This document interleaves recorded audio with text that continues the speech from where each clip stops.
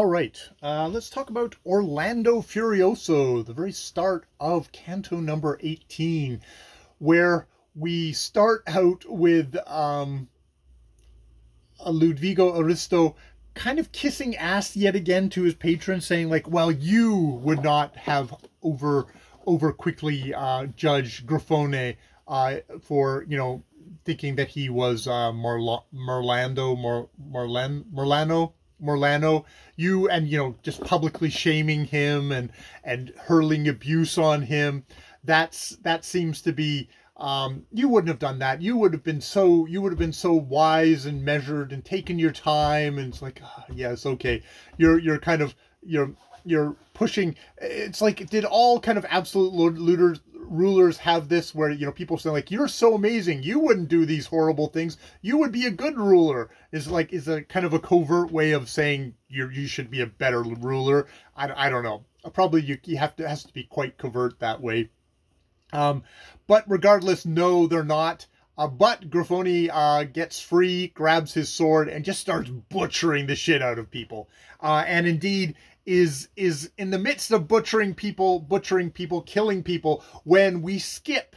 The story skips yet again. We skip back to Charlemagne and the siege of Paris, where Rhodomonte is also butchering people. They try and get him. They try and they're all going after him, but no, they can't do it. He gets closer into the city, and they I think there's a lot of stuff about the lion, and is this Charles himself? I don't know, but is actually attacks, and so everybody else attacks, and so he is completely surrounded and is getting pummeled, but is completely uninjured because he's in this invulnerable armor, which no one seems to be able to get at. So he's just slicing and slicing, but it's like he may be invulnerable, but he's getting tired, and it's like, okay, well, I should probably get out while the going's good.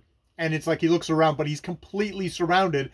So he's just hacking and slashing and cutting his way. And yet again, more just absolute butchery. He swings the sword at 20 guys, and his sword does not miss once. And all 20 guys, if not more heads, roll as he's cutting his way out.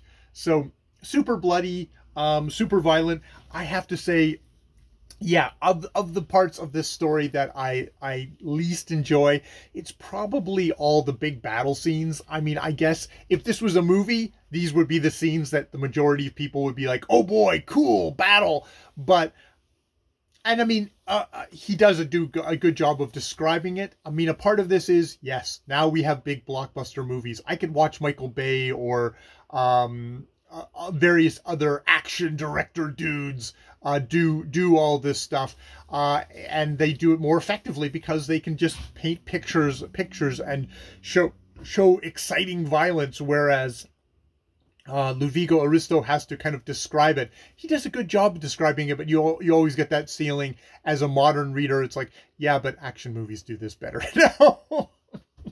Which I'm sure is sacrilege. So yeah, that's where I am at the very start of this. Hopefully we'll get through this big battle. I mean, it's when it's gigantic groups and there's multiple names, and it's just, I just don't give a fuck. Rhodomonte is a murdering Sarsian bastard who's just invulnerable. So there's also that sort of thing of like with Neo, it's like, yeah, he's invulnerable. This means nothing. He's not going to get hurt. He's going to kill a whole bunch of people. A whole bunch of people who you expect aren't going to be major plot players that we're going to care about either. I don't think Charlemagne's going to get killed. So, yeah, it's fine. It's fine. I'm waiting for the next good put. I know there's lots and lots of good bits to come because there's been so many good bits leading up to the big battle that I'm ready for the next part. And I mean, the whole thing about Grifone getting fooled, or letting himself get fooled. He's obviously not the brightest bulb. He's gotten fooled by Ogalia before.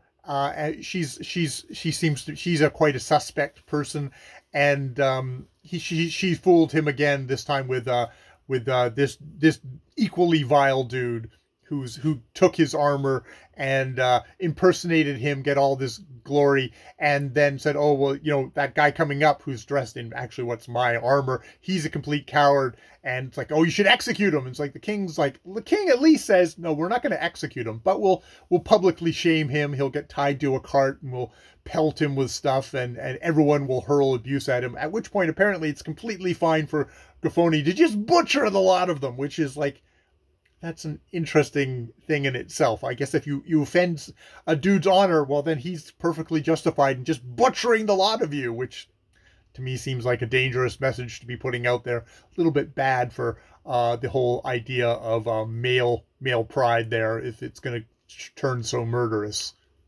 It's probably a fair representation of the danger of male pride in society back then, and even to a lot of males nowadays.